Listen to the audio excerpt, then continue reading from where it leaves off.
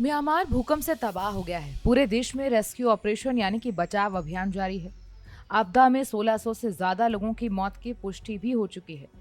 3400 से ज्यादा लोग लापता हैं और 10 लाख से ज्यादा विस्थापित हुए हैं। हाल ही में आए भूकंप के ताजा झटकों के बाद कितना नुकसान हुआ उसकी कोई तत्काल रिपोर्ट नहीं मिली है। पड़ोसी थाईलैंड में कम से कम 17 लोगों की मौत हो गई है। संचार व्यवस्था खराब होने और दूर दराज के क्षेत्रों तक पहुंचने में कठिनाइयों के कारण वास्तविक संख्या इससे कहीं अधिक होने की आशंका जताई जा रही है, यानी मरने वालों का आंकड़ा अभी और बढ़ सकता है। मांडले के 15 लाख लोगों में से कई लोगों ने बीती रात सड़कों पर सोकर बिताई। ये लोग भूकंप के कारण बेघर हो गए थे। संयुक्त राष्ट्र ने यह भी कहा कि देश के हवाई अड्डों, नेशनल हाईवे और पुलों समेत पूरे बुनियादी ढांचे को भारी नुकसान पहुंचा है। इस कारण मानवीय सहायता पहुंचाने में देरी भी हो रही है। इरावदी नदी पर स्थित इनवा ब्रिज खंडहर बन चुका है। सगाइंग के पास आए भूकंप के कुछ देर बाद एक और 6.7 तीव्रता का झटका महसूस किया गया था, जिसके बाद आफ्टर शॉक से भी लोग डरते रहे। अब इसी बीच म्यांमार की बर्बादी की कुछ सैटेलाइट तस्वीरें सामने आई हैं, जिसमें भूकंप के बाद की स्थिति दिखाई दे रही है। तस्वीरों में एक ढहा हुआ पुल और नेपिताव एयरपोर्ट पर गिरा कंट्रोलर टावर देखा जा सकता है। प्लैनेट लैब्स द्वारा ली गई सैटेलाइट तस्वीरों का कोलाज नेपिताव इंटरनेशनल एयरपोर्ट की इमेज दिखा रहा है, जिसमें 27 मार्च 2025 को आए भूकंप और उसके बाद 29 मार्च 2025 को यह टावर ढहा हुआ दिखा। नेपिडो में शहर का अंतर्राष्ट्रीय हवाई अड्डा, जो कभी व्यस्त और सक्रिय था, अब मलबे का ढेर बन चुका है। मांडले में घनी आबादी वाले घरों के पूरे ब्लॉक राख और मलबे में तब्दील हो चुके हैं। केवल कुछ सड़कें बची हुई दिखाई दे रही हैं।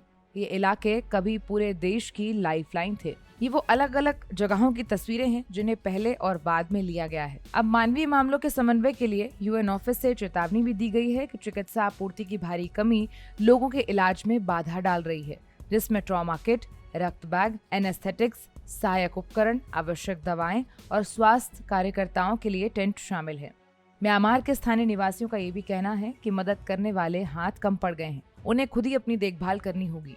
म्यांमार में कैथोलिक राहत सेवाओं के एक अधिकारी ने यह भी बताया था कि उनकी टीम में स्थानीय वॉलंटियर होते हैं। अस्पतालों में घायलों की जान बचाने की कोशिश की जा रही है।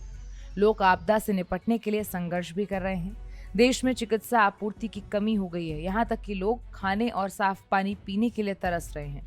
आपको बता दें कि देश में गृह युद्ध की स्थिति में आपदा से पहले ही लगभग 35 लाख लोग विस्थापित हो चुके थे। जातीय गृह युद्ध 2021 के सैन्य तख्तापलट से शुरू हुआ था, जिसने नोबेल पुरस्कार विजेता आंग सान सू की निर्वाचित सरकार को हटा दिया था।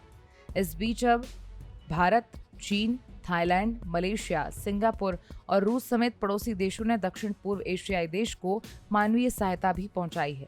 ऑपरेशन ब्रह्मा के तहत 2 भारतीय C-17 सैन्य परिवहन विमान नेपिडो में फील्ड अस्पताल इकाई बनाने के लिए उपकरण लेकर उतरे। म्यांमार के विदेश मंत्रालय ने यह भी कहा है कि भारतीय कर्मी 60 बिस्तरों वाला आपातकालीन उपचार केंद्र स्थापित करने के लिए उत्तर की ओर मांडले पहुंचे हैं। तो वहीं चीन ने 135 से अधिक बचाव कर्मियों की टीम के साथ अपने doctors, medical staff, medical kit और जनरेटर की सप्लाई भी भेजी है। आपातकालीन सहायता के लिए चीन ने $13.8 मिलियन देने का वादा भी किया है। Bureau report, Bharat express.